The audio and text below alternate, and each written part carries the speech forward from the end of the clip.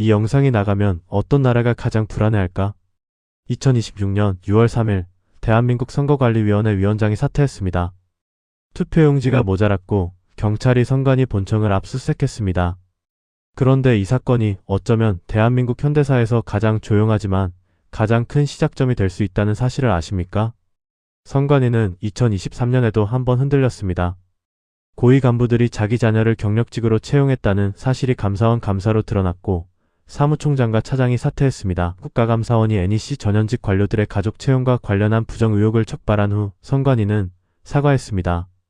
그리고 3년이 지난 2026년 또다시 투표용지 부족 사태가 터졌습니다. 선거 책임자는 투표용지 부족으로 투표가 중단된 데 대한 책임을 지고 사퇴하겠다고 밝혔습니다. 더 코리어 헤럴드 UPI. 이 영상은 만약으로 시작합니다. 만약 이 선관위 시스템이 완전히 해체되고 대한민국이 진짜 수개표 중심의 투명한 선거제도로 다시 태어난다면? 그날 이후 대한민국은 어떻게 변할까요? 그리고 그동안 한국 내정에 깊이 관여해왔다는 의심을 받아온 중국 공산당은 그 변화를 어떻게 받아들일까요?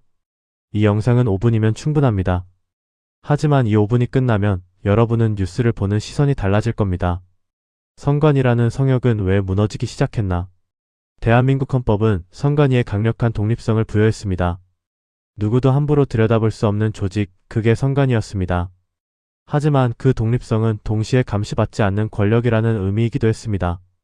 2023년 감사원이 들여다본 결과는 충격적이었습니다. 2018년 110명이던 정시 채용 인원이 2022년에는 77명으로 줄어든 반면 경력직 특혜 채용은 같은 기간 3배로 늘었습니다. 이런 식으로 채용된 인원은 2022년 75명으로 2018년보다 3배 증가했고 같은 기간 정규 채용으로 뽑힌 인원은 110명에서 77명으로 줄었습니다. 사무총장 박찬진을 포함해 11명 이상의 간부가 자기 자녀를 채용 과정에 개입시켰다는 의혹이 나왔고 최소 11명의 고위 간부가 자녀를 경력직으로 채용한 의혹을 받았으며 이 중에는 사무총장 박찬진과 사무차장 송봉섭 등 고위 인사들이 포함되어 있었습니다. 두 사람은 즉시 사임을 표명했습니다. 더 코리어 헤럴드. 더 코리어 헤럴드. 그리고 2026년 6월 3일 지방선거 당일 서울 강남, 광진, 송파 등 91개 투표소에서 투표용지가 부족해 일부 유권자들이 투표를 하지 못하는 사태가 벌어졌습니다. 위원장 노태학은 결국 책임을 지고 사퇴를 발표했습니다. 선관위 위원장 노태학은 6월 3일 지방선거에서 발생한 투표용지 부족 사태에 대한 책임을 지고 사퇴하겠다고 금요일 발표했습니다. UPI. 더 충격적인 건 이후 보도였습니다. 추가로 공급된 24,577장의 투표용지 중 70.2%인 17,247장의 일련 번호가 인쇄되어 있지 않았다는 사실이 드러났습니다. 선거 당일 전국 140개 투표소에 추가로 공급된 투표용지 총 24,577장 중 17,247장, 즉 70.2%의 일련 번호가 인쇄되어 있지 않았습니다. 결국 경찰은 선관위 본청과 지역 사무소 등 8곳에 약 100명의 인력을 투입해 압수수색을 진행했습니다. 서울경찰청은 약 100명의 인력을 동원해 금요일 오전 9시 과천에 위치한 선관위 본청을 비롯한 8개 장소에 대한 압수수색을 실시했다고 밝혔습니다. 더 코리어 헤럴드. 더 코리어 헤럴드. 이 모든 건 음모론이 아닙니다. 감사원, 경찰, 언론이 직접 확인한 사실들입니다.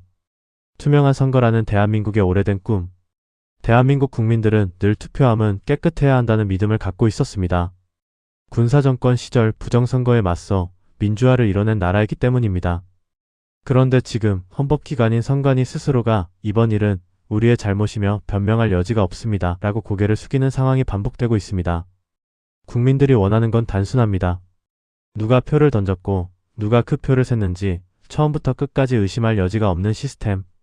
전문가들은 이번 사태를 두고 선관위의 헌법적 독립성이 오히려 책임성 부재로 이어졌다고 지적합니다. 선관위는 헌법상 독립기관이며 이 점이 감독과 책임 추궁을 진정으로 어렵게 만드는 요인이라고 분석됩니다. 2022년 코로나 시기 사전투표 때도 격리자, 투표용지가 비닐 바구니와 종이 가방에 담겨 운반되는 모습이 포착되며 관리부실 논란이 있었습니다. 팬데믹 시기였던 2022년 사전투표 기간에도 이미 관리 부실이 드러난 바 있는데 격리 유권자들의 투표용지가 비닐 바구니와 종이 가방에 담겨 수거되었다는 보도가 있었습니다. 더 디플로맷. 더 디플로맷. 이런 누적된 불신 속에서 정치권 일각에서는 선관위를 해체하고 선거 운영을 처음부터 다시 설계해야 한다는 목소리가 커지고 있습니다. 만약 그렇게 된다면 어떤 모습일까요? 만약 마이너스 선관위가 해체되고 새로운 선거제도가 들어선다면 상상해 보겠습니다. 선관위가 해체되고 투개표 전 과정이 블록체인 기반 검증 시스템과 시민감시단의 상시 참여로 재설계됩니다. 모든 투표용지에는 위조 불가능한 일련 번호가 부여되고 개표 과정은 24시간 생중계됩니다. 이렇게 되면 가장 먼저 바뀌는 건 신뢰입니다. 선거 결과에 대한 불신이 줄어들면 선거 후 사회적 갈등 비용도 줄어듭니다. 지금처럼 선거 직후 여야, 지도부가 동시에 사퇴 압박을 받고 특검과 국정조사 요구가 정치를 마비시키는 상황 선거 직후 여야, 지도부 모두 사퇴 요구에 직면하며 전국이 혼란에 빠지고 있습니다. 줄어들 수 있다는 것이죠. 더 코리어 헤럴드. 또한 야당 일부 인사들이 요구했던 전 의원 사퇴, 특검, 상설개혁위원회 구성 전국적인 개표 중단과 선거 무효 소송 준비를 요구했고 이틀 후에는 국회 차원의 조사, 특별검사, 위원 전원 사퇴, 거부 시 탄핵, 그리고 국회 내 상설개혁위원회 구성까지 요구가 구체화되었습니다. 같은 요구들이 일회성 정치 공방이 아니라 실제 제도 개편으로 이어진다면 어떨까요? 선거관리기관에 대한 국회의 상시 감독권이 신설되고 외부 전문가가 참여하는 감독위원회가 상설화될 수 있습니다. 선관위는 외부 전문가가 주도하는 임시위원회 설치를 검토하겠다고 밝혔습니다. 더 DIPLOMAT 더 코리어 헤럴드. 외부 변수 마이너스 그동안 한국 정치에 관여해왔다는 의심을 받은 나라들. 선거 시스템 개편 이야기를 할 때 빠지지 않고 등장하는 게 외부 개입 의혹입니다. 사실 한국에서는 자국 정보기관이 선거에 개입했다는 의혹이 먼저 불거진 척도 있습니다.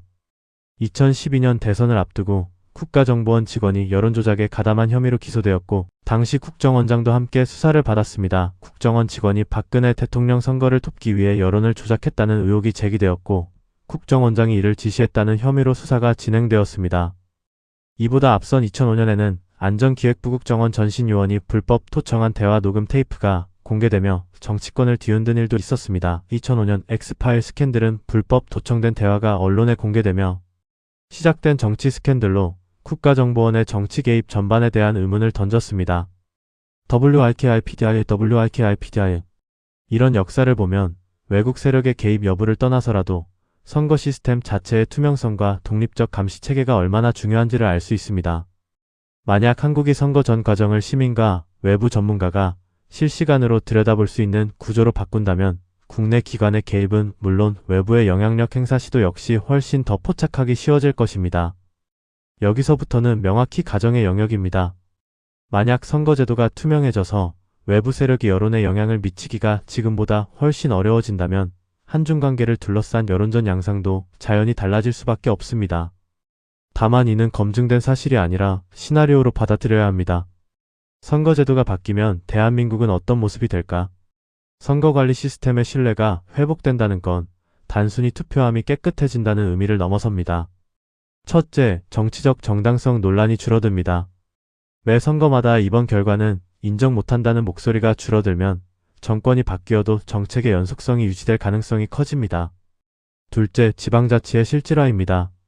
이번에도 지방선거를 둘러싸고 시도 단위 행정에 대한 신뢰 문제가 함께 제기됐습니다.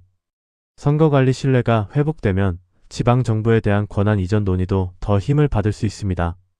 셋째, 국제사회에서 한국의 민주주의 지표가 다시 상승할 수 있습니다. 투명한 선거관리는 국가 신용 등급, 외국인 투자 심리에도 영향을 미치는 요소로 평가받습니다. 물론 이 모든 건 선관위가 실제로 해체되고 새로운 시스템이 도입된다면이라는 전제 위에 서 있는 이야기입니다. 지금은 위원장이 사퇴를 발표했고 경찰 수사가 진행 중인 단계입니다. 앞으로 국회 차원의 입법, 헌법 개정 논의까지 가야 하는 먼 길이 남아 있습니다. 경제와 미래 마이너스 신뢰 회복이 가져올 변화. 정치적 신뢰는 경제와도 직결됩니다. 정책 불확실성이 줄어들면 기업의 장기 투자 결정도 안정됩니다. 선거 결과를 둘러싼 사회적 갈등 비용이 줄어들면 그만큼의 행정사법 자원이 다른 분야로 돌아갈 수 있습니다. 다만 이 부분 역시 예측의 영역입니다. 경제 성장은 선거제도 하나만으로 결정되는 것이 아니라 글로벌 경기, 산업구조, 인구구조 등 수많은 변수가 함께 작용합니다. 따라서 선거제도가 바뀌면 경제가 좋아진다는 단정적 표현보다는 정치적 불확실성이 줄어드는 것이 장기적으로 경제 안정의 긍정적 요인이 될 수 있다는 정도로 받아들이는 것이 정확합니다. 중요한 건 지금 한국 사회가 던지고 있는 질문 자체입니다. 우리 선거 시스템은 충분히 투명한가? 감사와 감독은 제대로 작동하고 있는가? 이 질문에 대한 답을 찾아가는 과정이 결국 더 단단한 민주주의와 더 예측 가능한 경제 환경으로 가는 길일 것입니다. 지금 우리가 지켜봐야 할 것. 이 영상은 만약으로 시작했습니다. 하지만 영상 속 사실들, 2023년 채용 특혜 의혹, 2026년 투표용지 부족 사태, 위원장 사태, 경찰 압수수색은 모두 실제로 벌어진 일입니다. 앞으로 며칠, 몇 주 동안 국회에서 어떤 논의가 나오는지, 경찰 수사가 어디까지 가는지, 그리고 선관위 개혁안이 실제로 어떤 모습으로 나오는지를 지켜보는 것이 중요합니다. 이 채널은 그 과정을 끝까지 검증된 정보로만 따라가겠습니다. 구독과 알림 설정을 해두시면 다음 단계의 변화를 가장 먼저 전달드리겠습니다.